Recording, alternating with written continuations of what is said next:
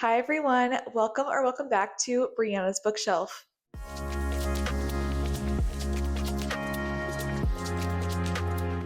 Today we are going to be doing my March reading wrap up, and we're going to be talking about the books that I read in the month of March from lowest rated to highest rated.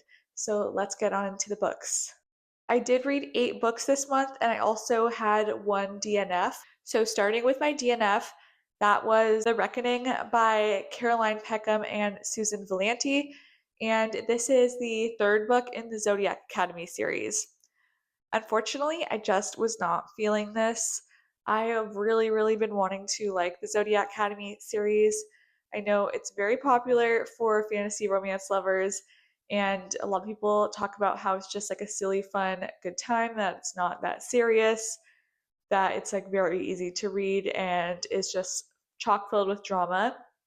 And I have like the first 2 books, but they certainly haven't been anything groundbreaking. Just like I said, a silly, fun, good time. I love how many different creatures are included in these books. It makes it really fun. Unfortunately, I think I just wasn't in the mood for this one, and I'm honestly not too sure if I am going to continue the series or not.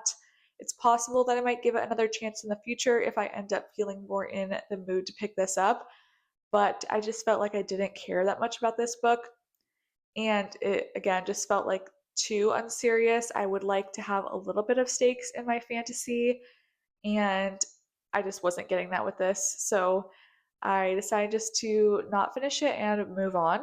Then we have Grave Matter by Karina Halle, and I ended up giving this book 2 stars. I enjoyed the setting and the setup quite a lot. We're following this girl who goes to this kind of mysterious, isolated island near Vancouver, Canada, and she goes there in order to study this type of mushroom that is basically found to be this groundbreaking potential cure for Alzheimer's. And honestly, the vibes of this very much remind me of Nocticadia, which I think is by Carrie Lake. And honestly, I wasn't a big fan of Nocticadia either. I know that people love that book.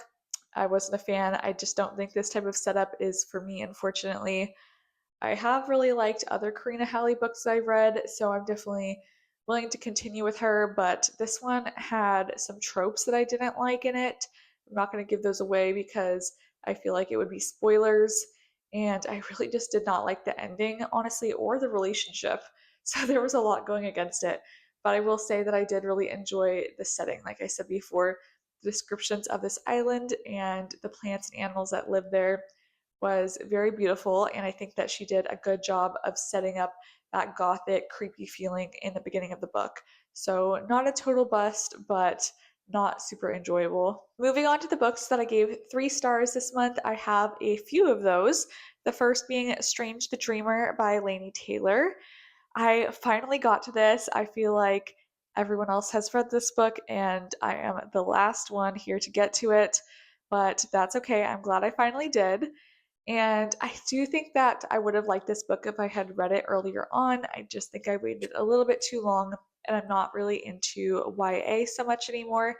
This definitely felt very YA to me, and also very much of a particular time. So, very much YA from like 9, 10 years ago.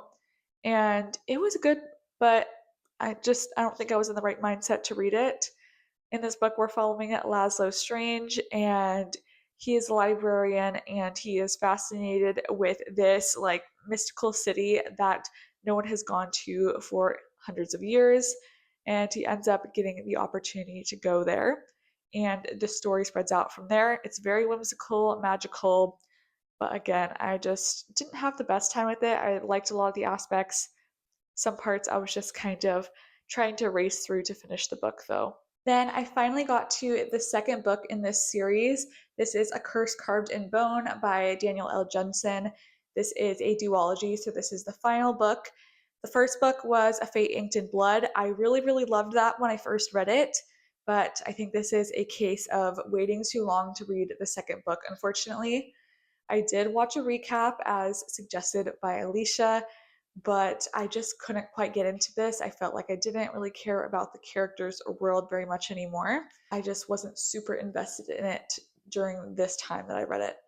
And this is essentially the series. The first book is about this woman, Freya, and this is Norse mythology inspired. And Freya is a shield maiden, and this local leader comes and wants to marry her. And she's not interested in him, but she goes with him anyway to escape her current situation. And she ends up being interested in his son. And there's also a lot of god magic and all sorts of political situations and impending war. So there's a lot going on in this series. I just wasn't as invested reading the second book, but I still thought there were some cool scenes and aspects of it were really interesting. My last 3-star to talk about for March is Guillotine by Delilah S. Dawson. I read this for Brooklyn's book club, which is the Women's Wrong Support Group book club. And this was a really fun time. This is super duper short, just a little tiny book. And this is basically Eat the Rich vibes. I've heard people comparing it to a few different movies. Yeah, the blurb from T. Kingfisher on the front says Glass Onion meets Saw, which I can totally see. Essentially, our main character, she wants to be a fashion designer, but she is, just a regular gal. Her mom works for a luxury hotel in Las Vegas, so she's grown up knowing what it's like to work for the rich and see how they treat people who are of the working class. And she ends up meeting this guy at her college who has an extremely wealthy family, and his mother is actually the owner and editor of a very famous fashion magazine. And our main character, she really wants to become someone in the fashion world, so she decides that she's going to use this guy and basically date him to try to get to his mother. And she ends up being invited to his family's private island, and things get very, very creepy from there. So again, very short. It's definitely slasher vibes. There were some really creative kills in here, and I feel like the gore and the body horror was pretty strong. There were some gory moments that were pretty strong that almost kind of got me to want to take a break for a second. So I feel like it was very successful with that. And overall, just a super fun time. I just, it didn't impact me a ton, but it was a fun, quick read, and I'm happy to have read it. Then I gave 4 stars to Intercepts by TJ Payne. This is my first book from this author, and I enjoyed this quite a lot. This was described to me, or what I'd heard it as, was medical horror, which I think is certainly an aspect. But I think the main thing that sticks out to me about it is that it's kind of has a government conspiracy vibe to it, which I think is really interesting. So essentially, we're following this man who works in this government facility, and they are doing human testing in this facility. I don't want to go into what they're doing because I don't want to give any spoilers, but because it does kind of take you a little while to figure out what's happening, which I always think is a plus in a book like this. But yes, they're doing this human testing. It's very gross. There's a lot of body horror in a way. It's gross without being gory. Well, it does get gory, but initially it's not gory. It's just sad and disturbing. And his life basically starts to kind of spiral apart when there's a different series of events that happen. His ex-wife dies, his daughter has to move in with him, but his whole life is work. He is in control of this facility, and obviously it is top secret, so his life is pretty much run by the government, and more creepy things start happening to his daughter, and he is trying to figure out what's going on with her.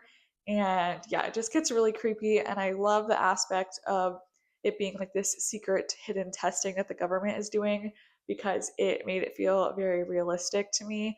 And yeah, it was just a fun time, but also really creepy and gruesome and very believable. Then one of my best surprises of the month was Wilde Reverence by Rebecca Ross, which I decided to pick up on Kindle kind of on a whim. I have read Divine Rivals and Ruthless Vows by Rebecca Ross, and I enjoyed both of those, but I think I gave them 4 stars and then 3 stars, so I wasn't super set on picking up Rebecca Ross's next book, but I ended up deciding to go for it after I'd heard some good things, and I ended up giving it 4.5 stars. So I'm very happy to report that it is my favorite Rebecca Ross book that I have read so far. And it also does take place in the same world as Divine Rivals, which is kind of fun. It's just like fairly removed because in Divine Rivals we are following mortals, and in Wilde Reverence we are following a goddess. And the goddess that we're following, she is a new goddess, so she is born as a goddess, which is fairly rare. A lot of the gods and goddesses in this world have been around for a long time, and they live in this kind of cutthroat society where they're able to steal each other's powers by killing each other. So it is quite dramatic when she is born onto these new powers, and she ends up having this sort of interaction and then relationship with this human boy where she happens to kind of interact with his dreams and then becomes sort of fascinated with him as he becomes fascinated with her as well. Their lives start to intertwine more and more as the goddess Matilda ends up having to deliver a letter to him because she is basically like the mail carrier of the gods, which is kind of a fun aspect. And something I really, really like about this is the specific setup for the immortals in this book. So in this book, we've got the basically underworld and then the skyward, which is like the heavens. So there are immortals from both different places. And our main character, Matilda, is one of the only immortals who's able to travel between those places. So we do get to see both as well as the mortal world. So we have quite a few different areas, like different realms that she's entering, which I find very fascinating. Like, I love the description of the underworld because it's always foggy there, it's underground. And then skyward is obviously the opposite. It's like in the heavens, it's light, it's airy. And I just thought that that was a really interesting take on it.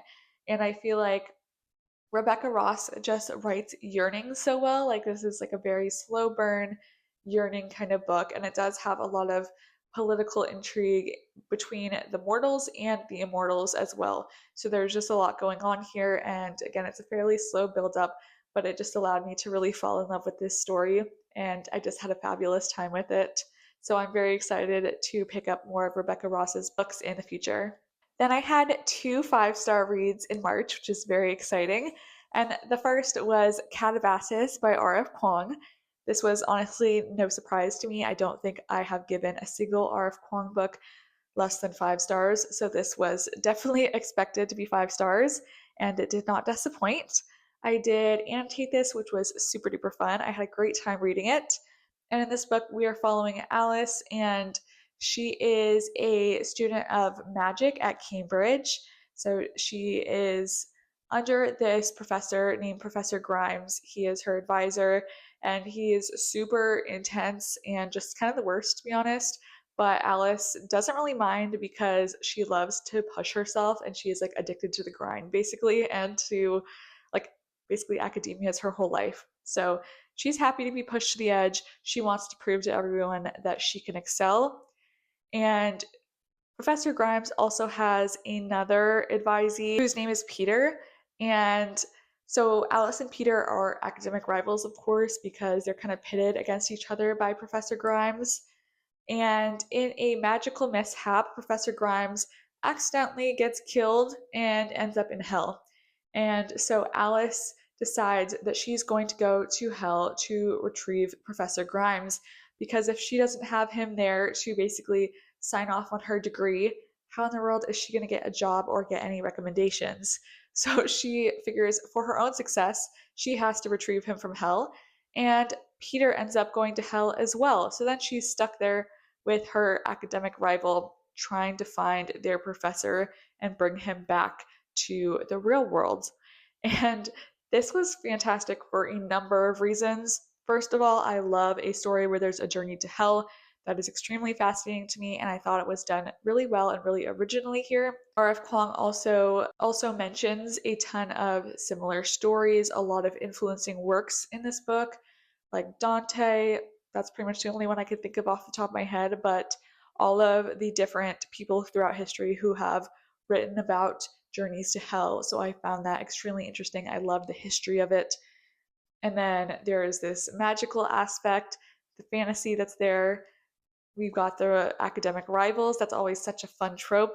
And Alice does have a lot of depression, and I felt like the mental health rep in here was extremely well done.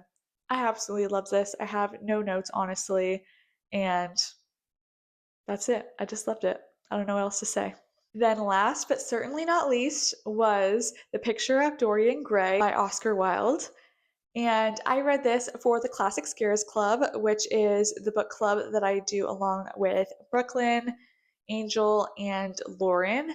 And this was our first book of the year. This was our quarter 1 read.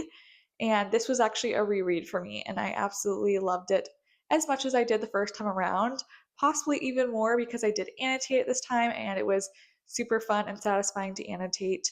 I just think this is the most accessible classic I've ever read. It reads so easily and fast paced, and I absolutely love the story and the themes. In case you haven't heard of this book, this is about Dorian Gray, a young man who is extremely beautiful. And to start in the book, he's fairly naive. Yeah, he kind of makes this offhanded deal that becomes reality. I don't know, I feel like it's not really a spoiler, but I'm still not going to say it in case you want to know like nothing going into this book. But then we follow him throughout his life as he becomes further and further corrupted by one of his friends, specifically Lord Henry. And then just we see his personality totally change and who he becomes. And it's honestly just beautiful, beautiful writing. It follows themes of beauty, of youth, and it was interesting discussing this with Brooklyn and Angel. We felt like some of the themes of this book and like the overall conversation honestly feel even more relevant now than potentially they did at the time of the writing, with social media, with all of the things we do to keep ourselves beautiful and the extremely high beauty standards of celebrities and all of that. So this feels extremely timely for a book that was written over 100 years ago. And yeah, I had a fantastic time at reading this again.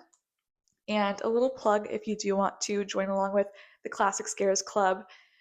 For quarter 2, we are going to be reading The Willows by Algernon Blackwood, I think is his name. I've also read that, so it's going to be another reread. And I'm hoping to really enjoy that one and like get a better sense of the text on the second read, because the first time I felt like I didn't quite understand what was going on. And we are going to be discussing that one on my channel sometime in June. And I'll, of course, be posting more information about that as it comes available. So, those were all the books that I read in March. It was a really fantastic reading month. I don't think I mentioned this at the beginning of the video, but I was doing realmathon, and that was part of what influenced all of these reads. I feel like I got so many good books read, and it was just a fabulous time. All right, thank you everyone so much for watching. Please let me down below what your favorite read of March was, and I will see you all in the next one. Bye.